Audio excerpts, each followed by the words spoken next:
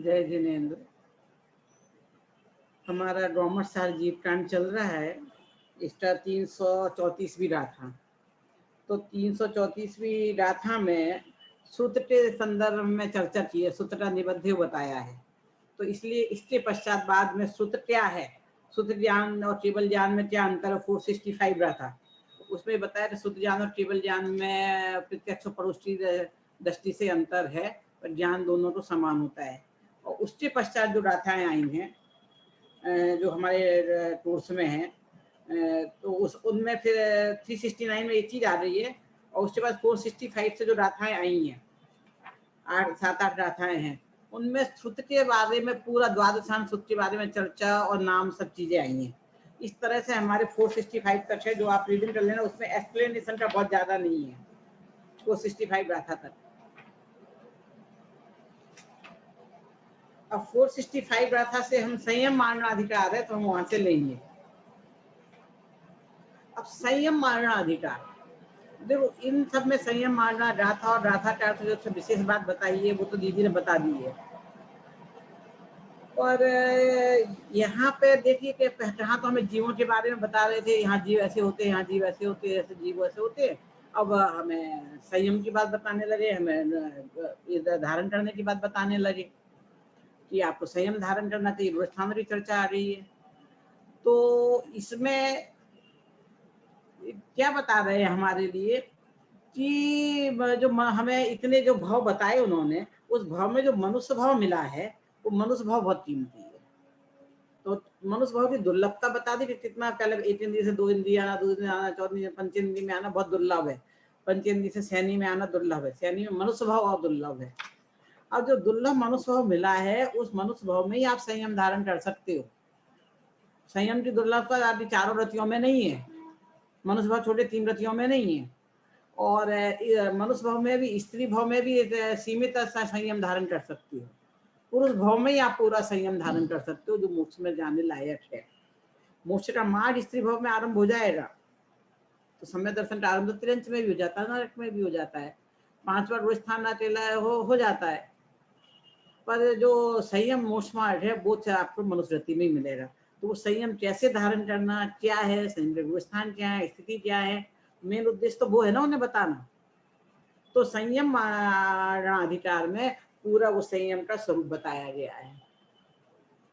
तो वहां पे कहाँ से फिर जो आपको कसाएं बताई थी, जो चीजें बताई थी, कौन सी कसाएं कब तक रहती है, कैसे रहती है, वो कैसे कैसे धीरे धीरे जाती है, कैसे आती है, और लोक के 4 भेद बताए थे। तो जो लोक का जो चौथा भेद था सूक्ष्म रह जाता, उसकी जो आप फिर उसमें गुणस्थान प्रतिष्ठा में आपने पढ़ा था।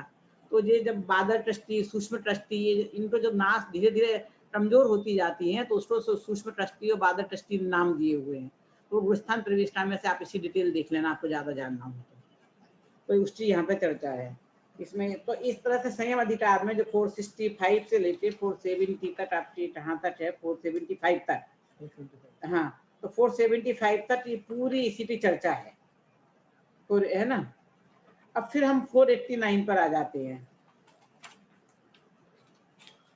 जब तक 489 हाँ निकाला आपने, निकल गया 489 है, 489 ही है ना, डाटा नंबर बोल, मेरे पास तो नोट ही नहीं है। 489 और 90 ये लेस्या मारना अधिकार है। अब इसमें लेस्या का सामान्य स्वरूप हमने पहले भी जाना, इसमें जाना है कि हमारी कौन सी लेस्या होती है और कैसी लेस्या होती है, इनका पूरा वर्णन आरंभ में और एंड में किया है। अभी लेस्या में जो आपको बताया कौन सी लेस्या में बंद होता है, तो उसमें लेस्या के बहुत सारे स्थान बताए, तो उसमें बता दिया कि जो 8 स्थान है उसमें ही लेस्या का बंद हो रहा है। इसमें जैसे आपने पूछा भी है कि हमें 8 का डिटेल बताओ, दीदी ने जो लिया है उसमें 8 डिटेल बहुत अच्छे से बताई और बहुत स्टाइल से बताई, कि एक बार उसकी रिकॉर्डिंग आप फिर से सुनना। मैं आपको मूल मुद्दे के वो लंबा है, 1 घंटे का पूरा है, उतना मैं नहीं बता सकती, एक में उतना टाइम नहीं डाल सकते हम डबल, हम रिवीजन कर रहे हैं इधर। तो यहाँ पे आप इतना मोटा मोटा समझ लो, ये कह रहे हैं कि आपकी आयु का बंध कब कब होता है। तो आपको अब जब आयु का बंध हो उस समय जैसे परिणाम होते वैसे गति का आयु का बंध होता है। तो इसमें कहना क्या चाह रहे हैं, एंगल क्या है कहने का, बताने का, इनका एंगल ये है कि आपको अपने परिणामों को, भावों को हमेशा संभाल के रखना।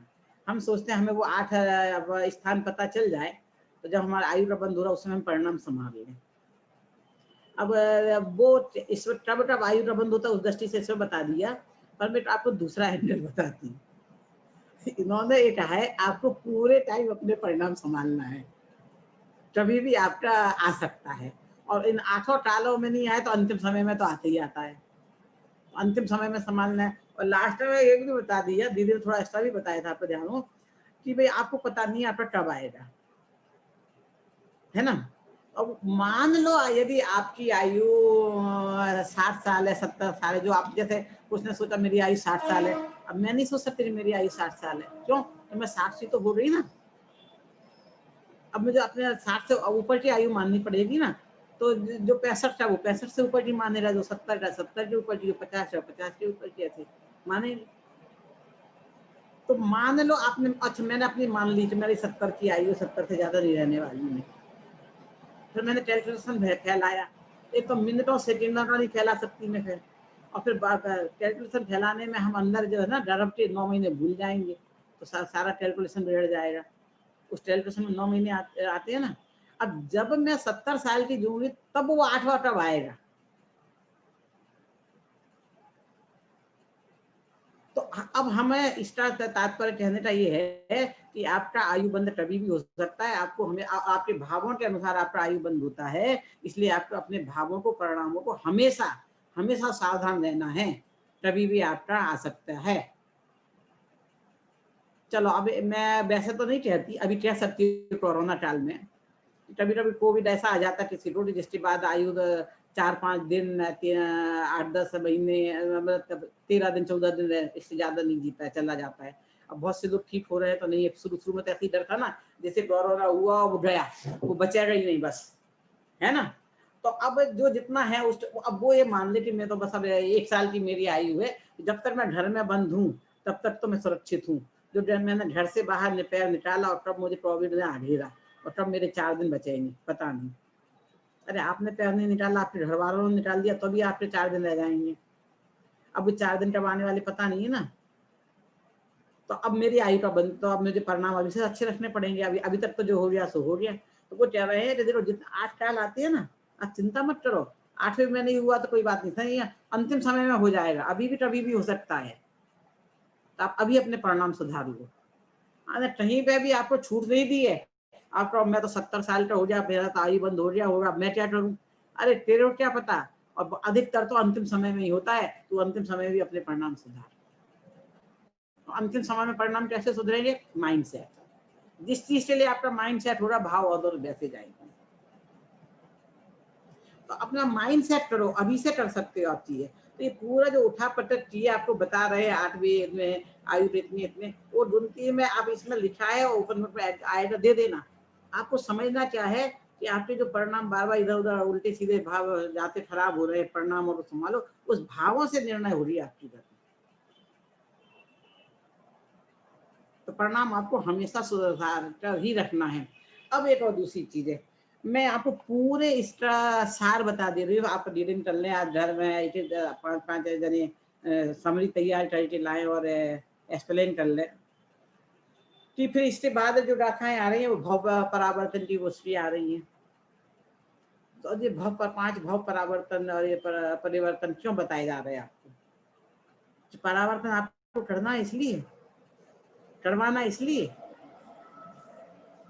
अब मैंने इस पे एक प्रश्न बनाया है कि रमा अपने पति रमेश से कहती है कि मेरे लिए स्विट्जरलैंड घूमने जाना है, तो पति बोलता है अपन जब शादी हुई थी तो हनीमून तो स्विट्जरलैंड गए थे,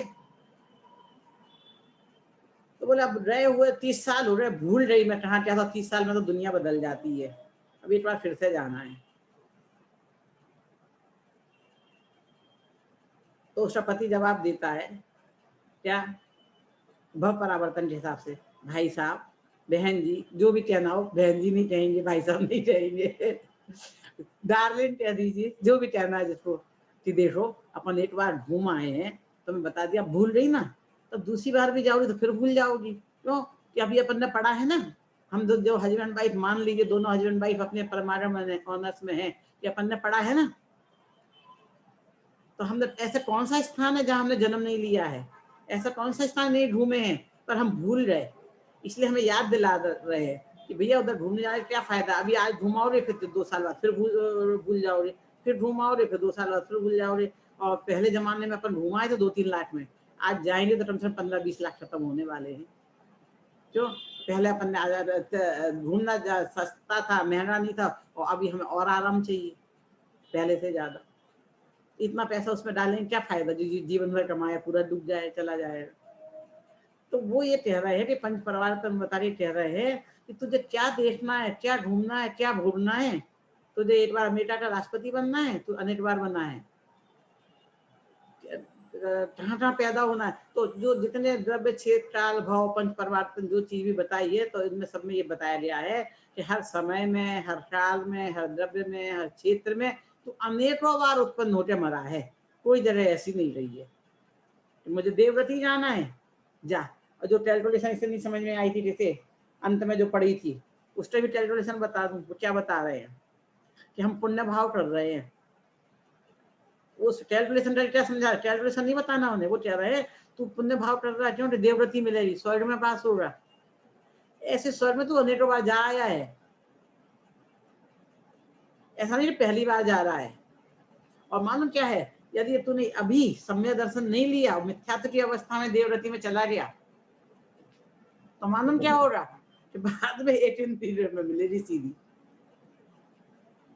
सुनना दीदी का प्रवचन 1-2 बार रिपीट करके, बहुत अच्छे से बताया उसमें कि मिथ्यात्व अवस्था में क्योंकि उन्हें 6 महीने पहले पता चल जाता है, तो आकुल व्याकुल परिणाम हो जाते हैं। जैसे देखो, हम यदि भोग सामग्री, हम जैसे महल में रह रहे हो, तो हमें पता चल जाएगा अब 1 हफ्ते में हम महल छोड़ना है। पता नहीं आप लोगों को, हम सबको वो सौभाग्य मिला कि नहीं, पर ये अमेरिका के राष्ट्रपति को सौभाग्य मिला ना, तो उनका 8 साल माइंड मेकअप है, 8 साल में छोड़ना है ना। 2 टर्म तक वो बन सकते राष्ट्रपति, दूसरे टर्म में तो छोड़ना पड़ता है। तो एक टर्म जीत जाए, दूसरे टर्म में तो बहुत आसानी से छोड़ देते ट्रम्प। अब ट्रम्प को पता चल गया कि मुझे 7 दिन, 8 दिन में, 1 महीने में छोड़ना है, नहीं मैं नहीं छोड़ूंगा सीट, नहीं मैं हारा नहीं, मैं जीता हूँ। 8 साल के लिए माइंड सेट है, उसमें कोई तकलीफ नहीं 8 साल में व्हाइट हाउस छोड़ने में। पर 4 साल में छोड़ने में उसे तकलीफ हुई ना, उसने कोशिश की ना कि मैं कैसे ना कैसे इसमें रह जाऊं। तो जब देवव्रत स्वर्ग में रह जाते हैं और पता चल जाता है 6 महीने बाद हमें निकलना है, तो आकुल व्याकुल, ये भूख सब जा रहे हैं, मेरे को जा रहे हैं, भूख नहीं मिलेगा भूखने को, और आकुल व्याकुल परिणाम होते हैं, तो सीधा 18 में जाता है। गति में भी 18 में, और नरक गति से सैनी पंचेंदी मिलती है, चाहे सैनी पंचेंदी तिरंत, चाहे सैनी पंचेंदी मनुष्य, 18 में नहीं जाता है। क्यों? तो वहां भी पता चल जाता है बदिशान है। तो अब लग रहा है मैं जेल से छूट रहा हूँ, स्वर्ग में पता चला मैं महल से छूट रहा हूँ, और नरक गति में पता चला कि अब ये, अब मेरे पास जो है ना तकलीफ है, अरे मेरे पास बीमारी कोरोना आया है, पर कोरोना आया, कोविड नहीं आया, मरने वाला नहीं हूँ मैं, जिंदा रह जाऊंगा। बच्चा हो बस 15 दिन हॉस्पिटल में रहना है, क्वारंटाइन। तो 15 दिन हॉस्पिटल में क्वारंटाइन या घर में क्वारंटाइन है, इस दम पे आप सब लोग घर से बाहर निकल रहे बिंदास होकर, क्योंकि अभी आपको मरने वाले आंकड़े पता नहीं चल रहे हैं, तो जो गए वो 4 दिन में मर गए हैं, जो हमें पता चलेगा आप घर में कैद हो जाओगे। तो नरक गति में पता चल जाता है, और मुझे लगता है अब तो ये प्रतिकूल वातावरण छोड़ना है, तो भी तो खुशी खुशी छोड़ना चाहता है। वहां पर भी ऐसे आकुल व्याकुल परिणाम ज्यादा नहीं होते हैं जैसे कि देवव्रती में होते हैं। तो इसके संदर्भ में तो यहाँ जो बता रहे हैं कि आप ऐसे स्वर्ग में, इतने स्वर्ग में, हर एक स्थिति लेकिन पर्याय पलट रही है, परिवर्तन हो रहा है, लब्धि जा रही है, बुनी आया है, तो आपको तो इतने समय तक तू वहां पैदा हुआ है, प्राय तू देवव्रती की चाह कर रहा है। तो अभी जो मिला है तेरे को, इसमें ये संयम मान बता रहे तेरे को, ये मिल गई ना, ये चीज रति मिल रही, मनुष्य रति मिल रही, मनुष्य भाव मिल गया, सम्यक दर्शन कर लिया, सम्यक दर्शन कर लिया तूने, तो बस तेरा एक यूटर्न हो जाएगा तेरी लाइफ का। फिर अब तेरे को पंच परावर्तन नहीं करने पड़ेंगे। पंच परावर्तन इसलिए बता रहे हैं, इसलिए अरे घूम, तू तो घूमा फिराया, चल बहुत बढ़िया है, और घूमे फिरेगा। तो उसकी जितनी समझ में आ रही उतने में तुम इतनी समझाओ कि भैया अब इसमें नहीं उलझना है, हमें आत्म कल्याण के मार्ग पर बढ़ना है, सम्यक दर्शन करना है। और सम्यक दर्शन चाहे स्त्री हो, चाहे पुरुष हो, चाहे घर में हो, चाहे बाहर हो, सब प्राप्त कर सकते हो। उसके लिए करना क्या है, इसलिए दूसरी क्लिप थोड़ा सा इसी में बता देती हूँ संक्षेप में। अब ये किसी बैच के स्टूडेंट से मेरी चर्चा चल रही थी, तो ढूंढते ढूंढते मुझे उस पर विकल्प आ रहा था, विचार आ रहा था, बता देती हूँ। वैसे अगली 10 मिनट की क्लिप अलग है वो, कि हम जो उलझे हुए हैं संसार में, सम्य दर्शन नहीं हो पा रहा है, उसके लिए दो बड़े कारण हैं। दो बड़े कारण कौन से हैं? एक अपने में शरीर में एकत्व बुद्धि, और दूसरे पर में टरता बुद्धि, परकर में कर सकता हूँ। तो युवावस्था से प्रौढ़ावस्था तक टरता बुद्धि हमें आज सम्य दर्शन नहीं होने देती, मोटे तौर पे है तो दोनों ही, पर टरतापन का जोर ज्यादा रहता है। युवावस्था से शादी हुई, बच्चे हुए, खासतौर पर जब बच्चे हो रहे, पर शादी हुई तो पति को पत्नी को पति का, कि मैं घर परिवार चला रहा हूँ, मेरे बिना नहीं हो रहा। तो टरता बुद्धि ऐसी रहे, मेरे बिना घर परिवार सब अपाहिज हो जाएंगे, तो नहीं रहेंगे, दुखी हो जाएंगे। ये टरता बुद्धि नहीं छोड़ती है। मैं बच्चों को पाल रहा हूँ, ये नहीं छोड़ती है। ममत्व बुद्धि नहीं छोड़ती है। उन्होंने ऐसे ही बोला था कि अपने ऊपर ध्यान नहीं दिया, लापरवाही हुई। जिन्हें बोला है वो समझ जाएंगी, सुनेंगी वो भी। नाम नहीं बताना चाहती। हम सब अपने अपने देख लो ना। अधिकतर महिलाएं तो अपने बच्चों के और घर गृहस्थी में ऐसी उलझ जाती है कि अपने प्रति लापरवाही हो ही जाती है। तो जो टरता बुद्धि है वो हमें अपने प्रति लापरवाही कर देती है। जब तक प्रौढ़ावस्था आती है, जब बीमारियां घर करती, तब समझ में आता है कि मैंने अपनी वो ध्यान नहीं दिया। किसमें? टरता बुद्धि में। तो फिर शरीर में आ जाती है एकत्व बुद्धि। तो शरीर की जब तकलीफ, शरीर की एकत्व बुद्धि हावी हो जाती है। युवावस्था में टरता बुद्धि हावी रहती है दिमाग में, तो हम आत्म कल्याण, आत्म नहीं बढ़ पाते हैं। और प्रौढ़ावस्था में, वृद्धावस्था में एकत्व बुद्धि शरीर के, दुष्ट ऐसा शरीर का वो हावी रहता है, तो वो फिर हमें सम्य दर्शन की ओर बढ़ने में बाधा बन जाता है। अब जो बीच वाली अवस्था है, जब तक आपने को बीमारियों ने आके घेरा नहीं है और जिम्मेदारियों से आप फ्री हो रहे हो, बीच वाला थोड़ा सा टाइम, थोड़ी सी बीमारियों ने घेरा है, जो 24 घंटे बीमारी आपके साथ नहीं है, 24 घंटे दर्द तकलीफ आपके साथ नहीं है, और बच्चों ने आपको एहसास दिला दिया है कि हाँ, हमें आपकी जरूरत नहीं है, हमसे हम अपना चल लेंगे, अब आप टरता बुद्धि मत करो। तो टरता बुद्धि तो आपकी चली रही, अब अपने आत्मा के दम पे नहीं रही है टरता बुद्धि, उससे चली रही है। तो ये दोनों चीजों से जो 20 पीरियड आया है, इस बीच में मेरे साथ, हमारे साथ जितने लोग जुड़े हैं उस 20 पीरियड में हैं, नहीं तो आने वाले होंगे। तो इस पीरियड का, इस टाइम का, पीरियड मतलब यहाँ टाइम से है, उस टाइम का सदुपयोग हमें कर लेना चाहिए कि और ज्यादा हमें तकलीफें, ढेरे ऐसी तकलीफें आ जाएं जिन तकलीफों में हम आत्मचिंतन मनन कर ही नहीं सकें। तो फिर अभी हमने अभ्यास कर लिया तो उतनी तकलीफों में भी हमें चिंतन मनन हो जाएगा, उपयोग को अलग ले जाने का हो गया। अभी अभ्यास नहीं किया तो आगे हम नहीं कर सकते हैं। तो ये सब पढ़ के, ये सब इसमें पूरा, चाहे भव परिवर्तन बता रहे हो, पंच परावर्तन बता रहे, जो भी बता रहे हैं, आगे आगे जो भी चीजें आपके पोर्शन में जितनी है उतनी रखी है, ये समझाने के लिए रखी है कि बस ये सही समय है, आपको सही चीजें सही समय मिल रहा है, आयु इतनी मिल रही है, सही समय है आत्मानुभूति करने का, सम्य दर्शन प्राप्त करने का। सम्य दर्शन प्राप्त करके संयम धारण करना पड़ता है, सिर्फ सम्य दर्शन प्राप्त करने से कुछ नहीं होगा। पर ठीक है, सम्य दर्शन, सम्य ज्ञान, सम्य चारित्र तीन है ना, चारित्र भी चाहिए, तो तीनों का बैलेंस है। तो चलो, जो 5वें स्थान को टारगेट बनाए, स्त्रियां 5वें स्थान को टारगेट बनाए, पुरुष 6वें स्थान को बनाए, नहीं से तो 4था स्थान तो कर सकते हैं, भाई हम घर नहीं छोड़ सकते, बीमारी है तक, ये नहीं तो 4था स्थान तो सब पार पा सकते हैं ना।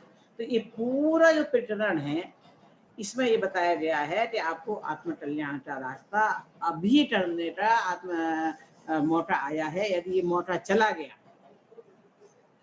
तो फिर दुर्लभ है, पता नहीं कहाँ चले जाओगे, पंच परावर्त में अटक जाओगे, जो समझना भारी पड़ रहा है ऐसे उलझ जाओगे उसमें, फिर वहां से निकल नहीं पाओगे यदि समय दर्शन नहीं लिया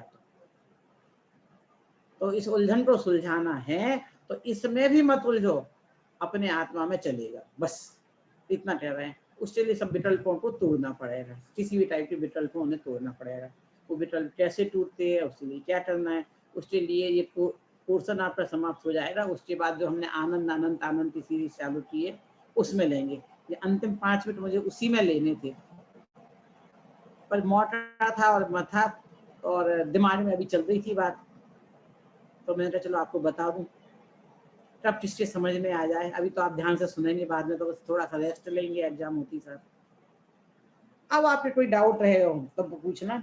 हाँ, दो वाले बात बता रहे थे जो उन्होंने पूछा था, पंचगोलक तो मीना जी ने कर ही दिया था स्पष्ट। अंदर वगैरह जैसे पूछा था, ये क्या है, इनका शाब्दिक अर्थ क्या है। हर एक चीज का शाब्दिक अर्थ नहीं होता है।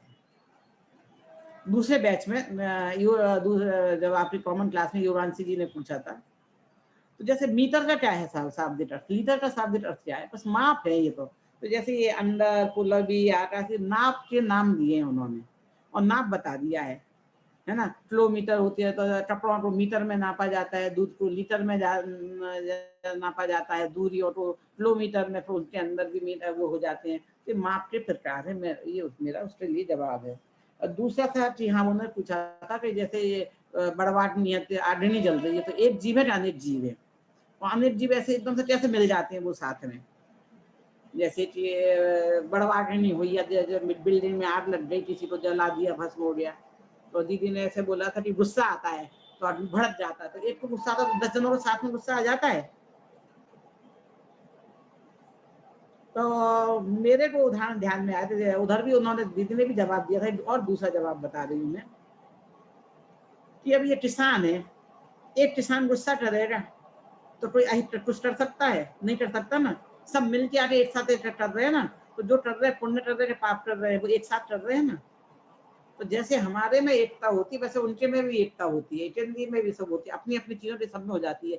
उनको भी गुस्सा है तो जल बड़वाटी सबको एक साथ आ रहे और एक साथ भर जाती है, पहली बात है। तो हमारे भी कसा है, उनके भी है। मधुमक्खियों का मैंने देखा है, एक मक्खी, रानी मधुमक्खी को पकड़ लो आप, उसे मार दो, पूरी मधुमक्खियां जाके आपको हमला कर देंगी, उनके झुंड में मार दो। तो वो कुछ ना कुछ अपने मैसेज पास ऑन कर दी, गुस्सा सबको एक साथ आया ना। तो जैसे हम सब में टसाए थे धनिया, ये सब काम बिना मन के भी हो जाते हैं, मन से प्लान करने की जरूरत नहीं है। और सब अपनी अपनी चीजें पास कर देती हैं। 4 इंद्रिय में मन नहीं है ना, मन तो 5 इंद्रिय के बाद है ना, उसको डाउट ही नहीं है मधुमक्खी के मन है कि नहीं है। तो ये गुस्सा भी अपने मैसेज पर संप्रेषण करना, एक दूसरे से जुड़ जाना, ऐसे करना, स्पर्श तो है ना उसमें, स्पर्श इंद्रिय, तो वो अग्नि एक दूसरे का स्पर्श करती है, मुझे तकलीफ है, तुम भी आओ, तुम भी आओ, इसने स्पर्श किया, इस आदमी को स्पर्श किया तो जल रही भड़क गई पूरे में। तो ये मेरे उसके दोनों संदर्भ में मेरे जवाब थे।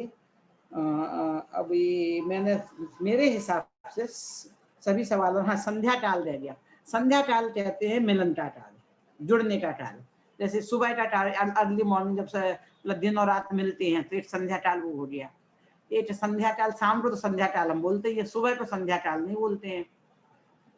पर रात्रि और दिन का मिलन हुआ सुबह, रात शाम के टाइम में भी संध्या का मिलन हुआ। अब इसमें 3 संध्या काल है, 2 संध्या काल तो क्लियर हो गए, तो वो तीसरा संध्या काल भी दोपहर में होएगा, रात में नहीं हो रहा, तो रात में गमन नहीं है, उसमें लिखा 3 संध्या काल में गमन, तो दोपहर का काल हो गया।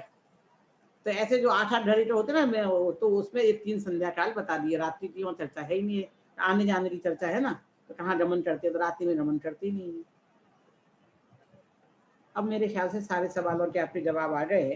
तो अभी हमें जितना रीडिंग कर सकते, अब मैं सोच रही हूँ कि अभी हम थोड़ा सा समाधि मरण कर ले। अब जो गाथाएं बची हैं, जिसमें भावार्थ लंबा होगा, जिसमें विशेष अर्थ होगा, वो अविनाश जी को दे देंगे, रात को पढ़ देख लेंगे, और बाकी गाथाएं आप अपने अपने में डिवाइड कर लीजिए।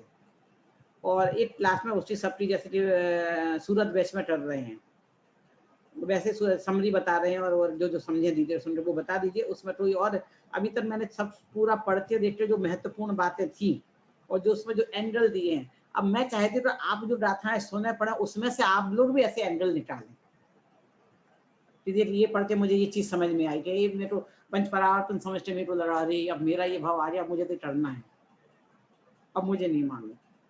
तो ऐसे एंगल आप निकाल के मुझे बताइए, तो वो मैंने आपको एंगल दे दिए हैं। अब मैं सोच रही हूँ कि हमारे पास अब जो टाइम बचा है 30-40 मिनट का, उसमें हम समाधि मरण करें, और फिर बाकी आप समझी करें तो एक क्लास में समझी हो जाएगी। और कुछ डाउट रहा हो तो और पूछ लीजिए, अथवा व्हाट्सएप पे डालें तो एक दूसरे जगह आपको जवाब दे देते हैं। इमीडिएट कोई ऐसा छोटा मोटा हो तो पूछ लीजिए।